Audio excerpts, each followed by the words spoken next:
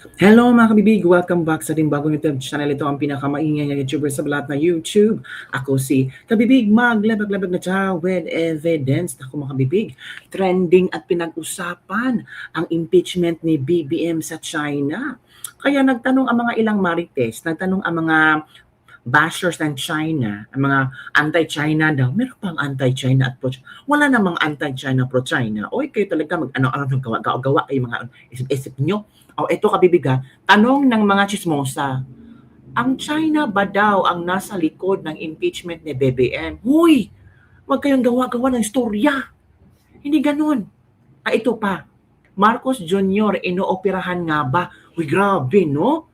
Grabe ang mga trending news tungkol kay BBM. Pero kabibig, may nakita akong post sa isang online newspaper, ang ano ba itong news saan? Nasa ba to?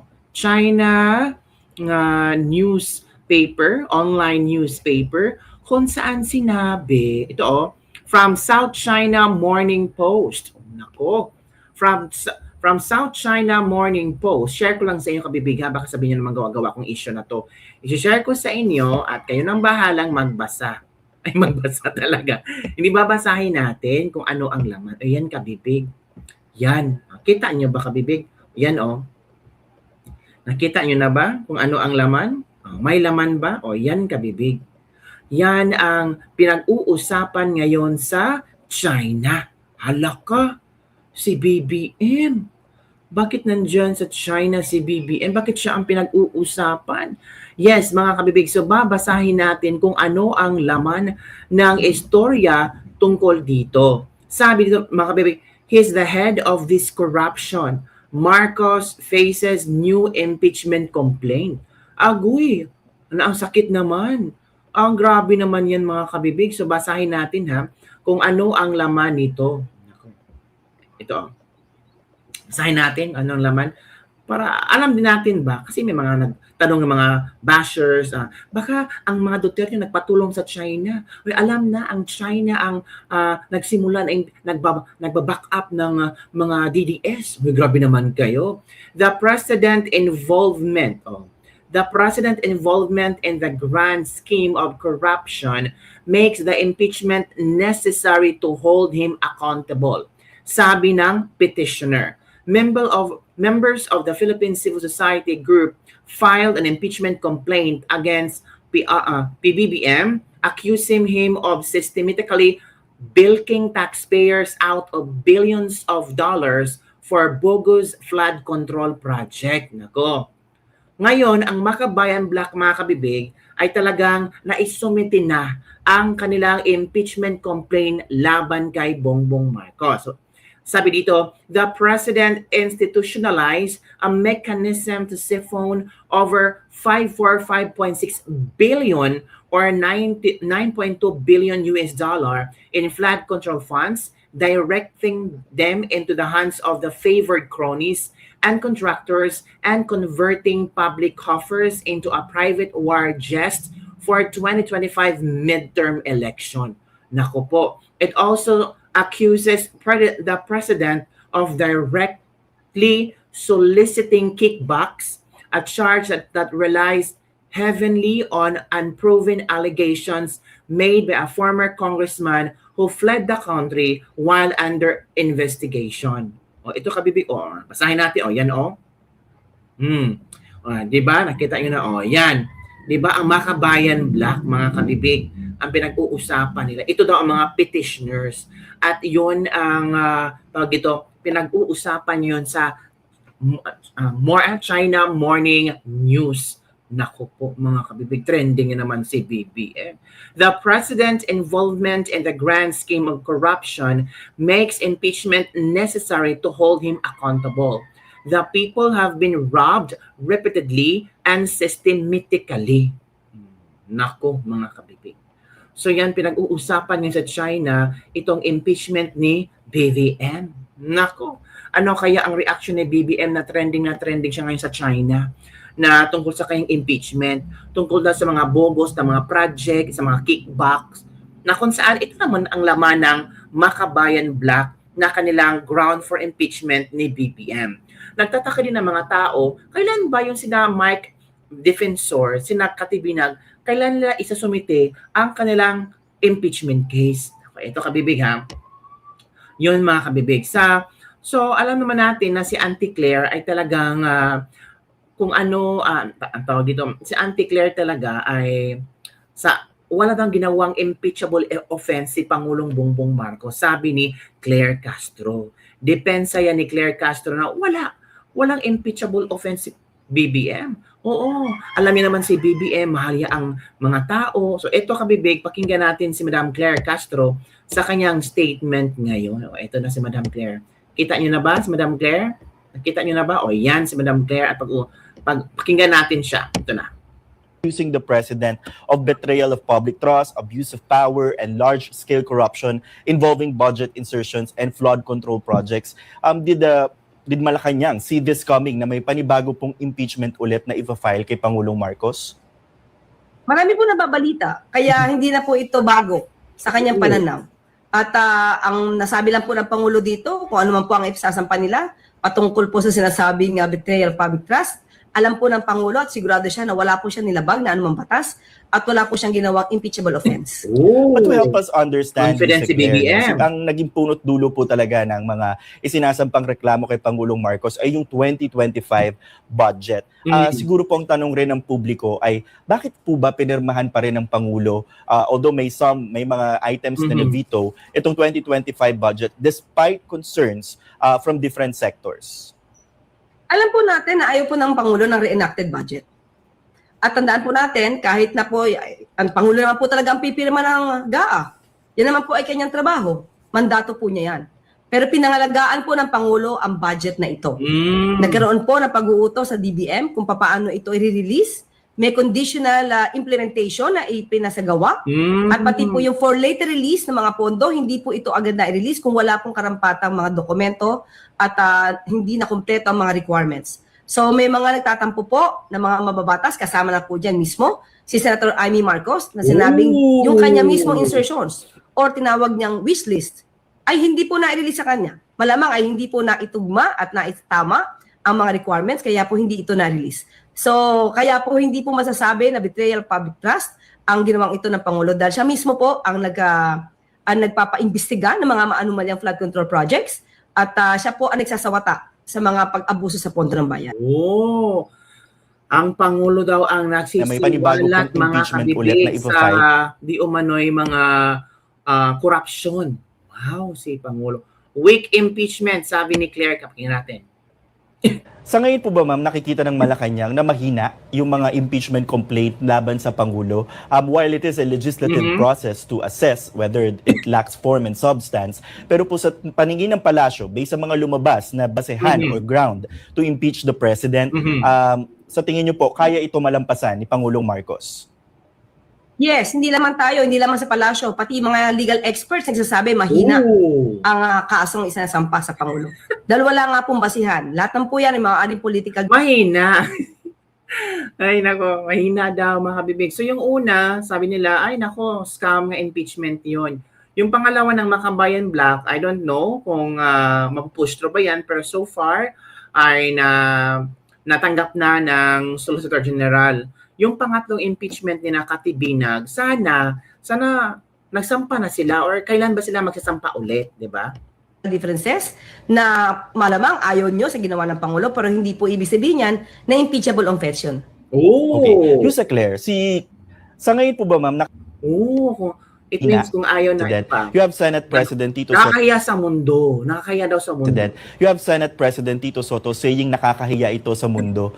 Does Malacanang agree with this kind of assessment na dalawang highest officials sa bansa ay mahaharap sa impeachment? Yes, definitely. Hindi lang ito nakakahiya, nakakaapekto ito sa ekonomiya.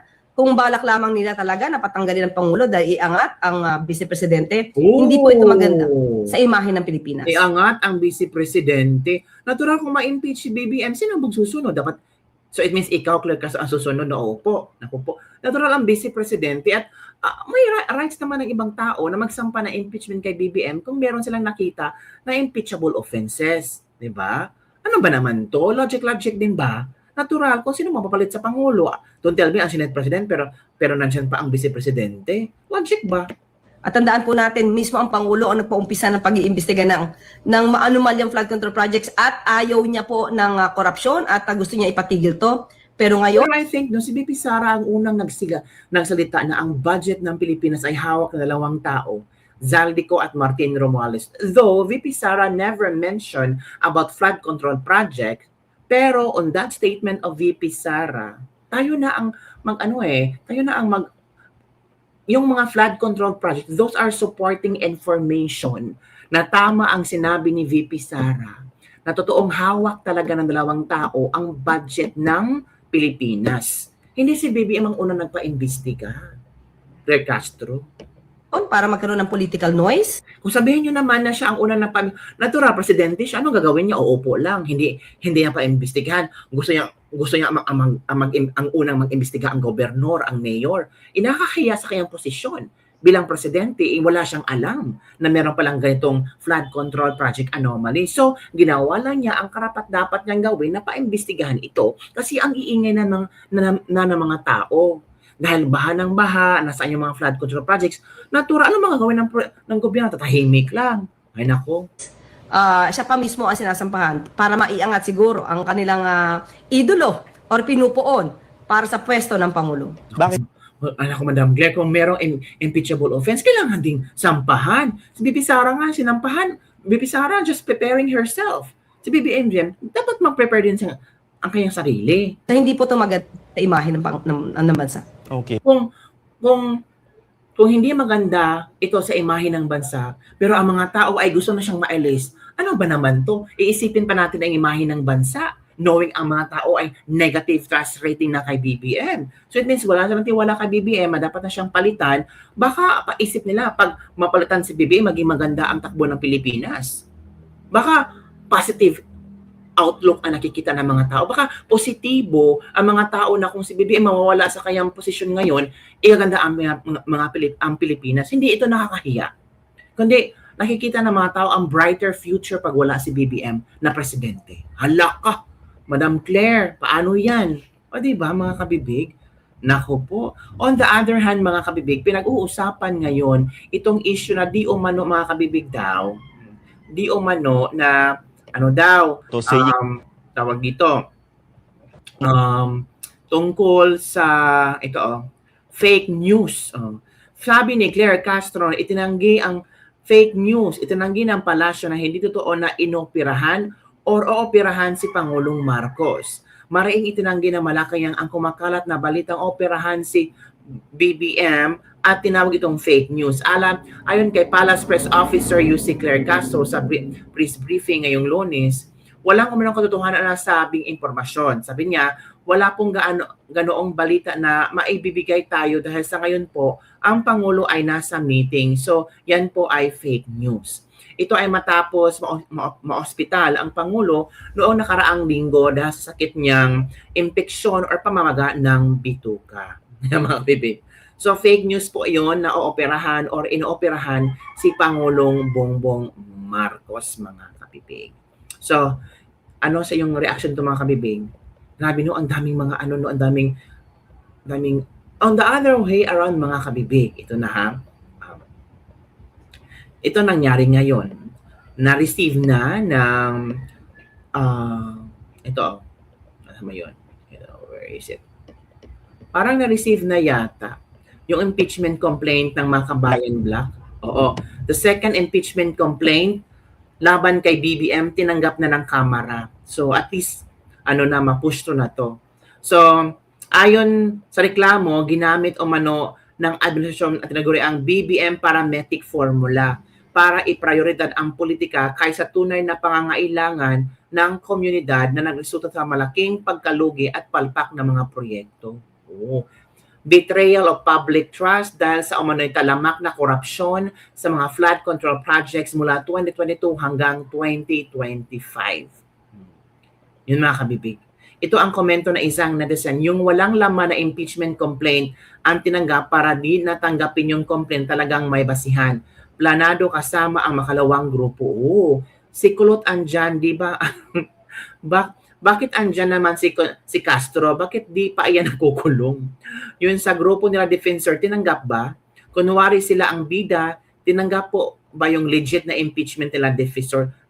Yan po ang malaking tanong. Legit na impeachment complaint nila defensor. On the other hand, we are on mga kabig, eto na. Ito o nag-meeting ang Speaker of the House, Boji D, kasama yung nagsampa ng impeachment complaint. Nako po, ano ba naman yan? Nag-meeting sila? Bakit kailangan pang i-meeting? Nako, what is the story behind this meeting? Diba mga kabibig? Speaker of the House, bakit kayo bakit nag-meeting kayo? Ano ba ang storya dyan? So sana malaman ng mga tao kung ano ba talaga, bakit nagpa-meeting po kayo? Nako po, mga yan na kabibig ang sinasabi natin. Sana panindigan ng mga kabayan black na gusto lang i-impeach si Bongbong Marcos. Kasi nakakaya naman sa kanilang grupo na puro sila VP Sara impeach. Tapos maraming negatibo na ang translate ni BBM sa tao at alam naman nila na ang mga tao ay na kay BBM. Tapos drama-drama lang palang gagawin lang. So dapat porsigido sila mga kabibig. O yan o. Inyo. Inihayag ni Deputy Minority Leader at Teacher Representative Antonio Tinio na natanggap na ni House Speaker Boji D ang impeachment complaint laban kay BBM mula sa the Office of the Secretary General at iniatas nitong maisama sa order of business ng Kamara. Oh, that's good. Ang problema kung hindi ito ma-actionan mga kabibig. So ano ang iyong reaction mga kabibig nitong sabi nila ang China daw ang nasa likod ng impeachment ni BBM kaya talaga gawa kayo na istorya. So ano ang iyong reaction doon mga kabibig? Don't forget to like, subscribe, and share this video para sa mga latest trending news na ating pag-usap-usapan at shoutout sa ating mga OFW dyan. Naku, kumayod pa tayo. Kayod pa. Kasi kulang pa para nakawin nila yung mga binibigyan nating tax sa gobyerno. Kulang pa yata. Wala pang nakukulong. Si Bong Revilla, yung mga malalaking isda. Kasi sabi na yan si Bong Revilla, ano lang yan, drama lang yan. Uy, pero in fairness pinakulong talaga ni BBM kahit kaalyado niya. Hala ka. Yun lang kabibig. Don't forget to like, subscribe, and share this video. Bye everyone. See you next time.